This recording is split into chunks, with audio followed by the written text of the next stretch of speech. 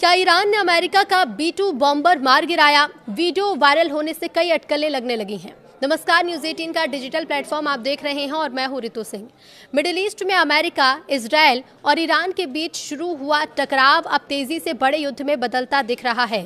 लड़ाई के पहले ही 24 घंटे में अमेरिका ने दावा किया कि उसने ईरान के 1000 से ज्यादा ठिकानों को निशाना बनाया। इन हमलों में मिसाइल ठिकाने, कमांड सेंटर और रिवॉल्यूशनरी गार्ड के अड्डे भी शामिल हैं। अमेरिकी सेंट्रल कमांड के अनुसार इस ऑपरेशन में stealth bomber, drone, fighter jet और एंटी मिसाइल सिस्टम का इस्तेमाल किया गया। हमले कई चरणों में किए गए ताकि ईरान की जवाब देने की क्षमता कमजोर हो जाए। दूसरी तरफ इजराइल ने भी ईरान समेत कई शहरों पर नए हवाई हमले करने का दावा किया। दूसरी तरफ ईरान पर हमले का बदला तो हिजबुल्लाह ले रहा है। लेबनान की ओर से इजराइल पर रॉकेट दागे गए हैं। बदले में इजराइल ने भी जोरदार पलटवार किया है। इस संघर्ष का असर अब सिर्फ ईरान और इजराइल तक सीमित नहीं है, बल्कि लेबनान की तरफ से इजराइल के हाइफा शहर की ओर रॉकेट दागे जाने की भी खबर है। इसके अलावा साइप्रस में ब्रिटेन के अक्रोतिरी एयरबेस पर ड्रोन हमले की जानकारी सामने आई।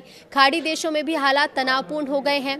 गल्फ कोऑपरेशन काउंसिल के सदस्य देशों ने आपात बैठक बुलाई। यूएई, सऊदी अरब, कतर, बहरीन, कुवैत और ओमान ने संयुक्त बयान जारी कर कहा कि नागरिक इलाकों पर हमला अंतर्राष्ट्रीय कानून का उल्लंघन है और जरूरत पड़ी तो अपनी सुरक्षा के लिए कड़ा कदम भी उठाया जाएगा। इधर ट्रंप ने माना और सैनिकों की मौत हो सकती है। अमेरिकी राष्ट्रपति डोनाल्ड ट्रंप ने कहा है कि ऑपरेशन अभी खत्म नहीं हुआ। उन्होंने माना कि इस युद्ध में अमेरिकी सैनिकों की जान भी जा सकती है। ट्रंप ने बताया कि अब तक 3 अमेरिकी सैनिक मारे गए हैं और आगे भी नुकसान हो सकता है। हालांकि उन्होंने कहा कि ये कार्रवाई दुनिया की सुरक्षा के लिए जरूरी है और अंत में इसका फायदा भी होगा। ट्रंप के बयान से ये तो साफ है कि अमेरिका फिलहाल पीछे हटने के मूड में नहीं है। अब इस युद्ध का असर दुनिया की अर्थव्यवस्था पर भी दिखने लगा है। अंतर्राष्ट्रीय बाजार में कच्चे तेल की कीमत तेजी से बढ़ी है और ये $80 प्रति बैरल के पार पहुंचा। विशेषज्ञों ने कहा कि अगर मिडिल ईस्ट में लड़ाई लंबी चली तो तेल सप्लाई प्रभावित हो सकती है और इससे दुनिया भर में महंगाई बढ़ेगी और कई देशों की अर्थव्यवस्था पर असर भी। सोशल मीडिया पर अब एक वीडियो वायरल है जिसमें दावा किया जा रहा है कि ईरान ने अमेरिकी B-2 स्टेल्थ बॉम्बर को मार गिराया। वीडियो में जलती हुई चीज गिरते और विस्फोट होते भी दिखी, लेकिन इसकी आधिकारिक पुष्टि अभी तक नहीं हुई। अमेरिकी अधिकारियों ने माना है कि ईरान पर हमलों के B-2 बॉम्बर का इस्तेमाल हुआ था, लेकिन किसी भी विमान के गिराए जाने की पुष्टि नहीं की गई। पेंटागन के मुताबिक हमले में सैकड़ों स्ट्राइक की गई और कई मिसाइल ठिकानों को निशाना बनाया गया। इधर संयुक्त अरब अमीरात में अमेज़न वेब सर्विसेज के एक डेटा सेंटर पर हमला होने के बाद आग लग गई। कंपनी के मुताबिक किसी वस्तु के टकराने से आग लगी, जिसके बाद एहतियात के तौर पर बिजली सप्लाई को बंद करना पड़ा। ये घटना भी ऐसे समय में हुई जब ईरान के जवाबी मिसाइल और ड्रोन हमले के कारण यूएई समेत खाड़ी देशों में कई ठिकानों को निशाना बनाए जाने की खबरें सामने आई।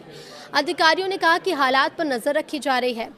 तो ब्रिटेन की रॉयल एयरफोर्स के टाइफून फाइटर जेट ने कतर की ओर जा रहे एक ईरानी ड्रोन को मार गिराया। ब्रिटिश रक्षा मंत्रालय के मुताबिक ये कार्रवाई कतर के एयरस्पेस की सुरक्षा और क्षेत्र में ब्रिटिश हितों की रक्षा के लिए की गई।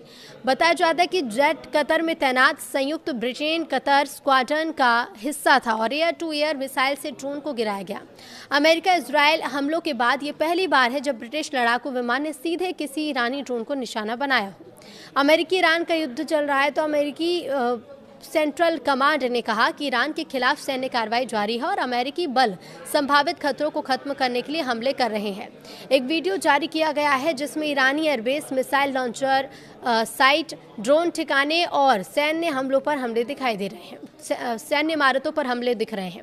बयान में अब ये भी कहा गया कि ऑपरेशन के तहत fighter jet, drone, cruise missile और सटीक बमों का इस्तेमाल किया गया है ताकि ईरान की सैन्य क्षमता को कमजोर किया जा सके। तो वहीं अमेरिकी राष्ट्रपति डोनाल्ड ट्रंप ने कहा कि ईरान के साथ चल रहे युद्ध में अब तक 3 सैनिक मारे गए हैं, लेकिन आगे बढ़ने की और आगे मौत की संख्या ज़्यादा हो सकती है। ट्रंप ने यह भी कहा कि पेंटागन के अनुमान के मुताबिक नुकसान काफ़ी ज़्यादा हो सकता है। रिपोर्ट्स के अनुसार कुवैत में ड्रोन हमले में अमेरिकी सैनिकों की मौत हुई है और प्रशासन ने माना है कि ऑपरेशन लंबा चला तो हताहतों की संख्या और बढ़ सकती है। मिडिल ईस्ट में जारी युद्ध जैसे हालात के बीच एयर इंडिया ने भी एक बड़ा फैसला लिया है। एयरलाइन ने 2 मार्च तक यूएई, सऊदी अरब और इजराइल और कतर से आने जाने वाले यात्रियों की सभी उड़ानें सस्पेंड कर दी हैं और एयर स्पेस बंद होने और सुरक्षा खतरे को देखते हुए कदम उठाया गया। अधिकारियों के मुताबिक हालात सामान्य होने के बाद ही उड़ानों को शुरू करने पर फैसला लिया जाएगा। रिपोर्ट के मुताबिक अमेरिका की CIA कई महीनों से ईरान के supreme leader Ayatollah Ali Khamenei और दूसरे बड़े नेताओं की गतिविधियों पर नजर रख रही थी। तो वहीं सूत्रों ने बताया कि ये खुफिया जानकारी इजरायल के साथ साझा की गई, जिसके आधार पर हमलों का समय बदला गया। अब कहा यह भी जा रहा है कि इसी इंटेलिजेंस के चलते अमेरिका इजरायल ने संयुक्त ऑपरेशन की योजना को आखिरी समय में एडजस्ट किया। इधर ईरान में शीर्ष नेतृत्व के मारे जाने के बाद संभावित नए नेतृत्व की ओर से अमेरिका के साथ बातचीत के संकेत मिले। व्हाइट हाउस के एक वरिष्ठ अधिकारी के मुताबिक ईरान की तरफ से संपर्क की इच्छा जाहिर की गई, जबकि राष्ट्रपति डोनाल्ड ट्रंप ने भी कहा कि वो नए नेतृत्व से बात करने को तैयार है। हालांकि सैन्य अभियान अभी भी जारी और अमेरिका ने साफ किया है कि कार्रवाई नहीं रुकेगी। रिपोर्ट्स के मुताबिक ईरान ने अंडरग्राउंड सुरंग और मिसाइल ठिकानों से ड्रोन और बैलिस्टिक मिसाइल दागकर अमेरिका के ठिकानों और इजरायल को निशाना बनाया। रक्षा विश्लेषकों के मुताबिक ईरान के पास पहाड़ों के अंदर बने गुप्त टनल बेस हैं, जहां से मिसाइल और ड्रोन लॉन्च किए जाते हैं और ताकि उन्हें सैटेलाइट और हवाई हमलों से बचाया जा सके। अब ऐसे अंडरग्राउंड ठिकाने पहले भी ईरान की सैन्य रणनीति का हिस्सा रहे हैं और इन्हें लंबी लड़ाई के लिए तैयार किया गया। इजरायल की इमरजेंसी सर्विस मैगन डेविड एरोम के मुताबिक ईरान के साथ शुरू हुए युद्ध के बाद से अब तक कम से कम 10 लोगों की मौत हो चुकी है, 200 लोग घायल हो चुके हैं। और देखिए, अधिकतर मौतें बीते दिन कहाँ हुई हैं? शेमेश शहर में हुई, जहां पर एक रिहायशी इमारत का हिस्सा गिर गया, इस पर मिसाइल गिरी। कई लोग शेल्टर की ओर भागते समय घायल हुए। राहत टीमों ने सैकड़ों घायलों को अस्पताल पहुंचाया और कई जगह पर इमारतों में मलबे में बचाव अभियान चलाया। तो वहीं ब्रिटेन के प्रधानमंत्री कीर स्टारमर ने कहा है कि अमेरिका ईरान के मिसाइल ठिकानों के खिलाफ कार्रवाई के लिए ब्रिटिश सैन्य ठिकानों का इस्तेमाल करने की अनुमति दी गई है। तो वहीं उन्होंने कहा कि फैसला क्षेत्र में मिसाइल हमलों को रोकने और मिसाइल हमले रोकने और नागरिकों की सुरक्षा के लिए लिया गया। ब्रिटेन ने साफ किया कि वो सीधे हमले में शामिल नहीं होगा, लेकिन रक्षा कार्रवाई के तहत ड्रोन इंटरसेप्ट करने जैसी मदद जारी रहेगी। और इसके साथ ही ईरान पर हमलों के बाद अंतर्राष्ट्रीय बाजार में तेल की गिरावट भी तेजी से उछाल आया है। तेल की कीमतों में रिपोर्ट के मुताबिक कीमत करीब 10% बढ़ गई है और कच्चा तेल $80 प्रति बैरल के पास है। कहना है विशेषज्ञों का कि मिडिल ईस्ट में युद्ध बढ़ा तो पूरी दुनिया में महंगाई बढ़ सकती है। इधर इजरायल ने ईरान के कई शहरों पर फिर से हवाई हमले कर दिए हैं। इसी बीच लेबनान से इजरायल के हाइफा शहर की ओर रॉकेट दागे गए। साइप्रस में ब्रिटेन के अक्रोतिरी एयरबेस पर भी हमला हुआ। अमेरिका एयरबेस पर भी ड्रोन हमला होने की खतरा है। इससे साफ जाहिर होता है कि युद्ध का दायरा बढ़ रहा है। अमेरिका के सेंट्रल कमांड ने यह कहा है कि इस ऑपरेशन के पहले 24 घंटे में ईरान के 1000 से ज़्यादा ठिकानों पर हमला किया था। इसमें से मिसाइल साइट, कमांडो सेंटर और IRGC के मुख्यालय भी शामिल रहते हैं।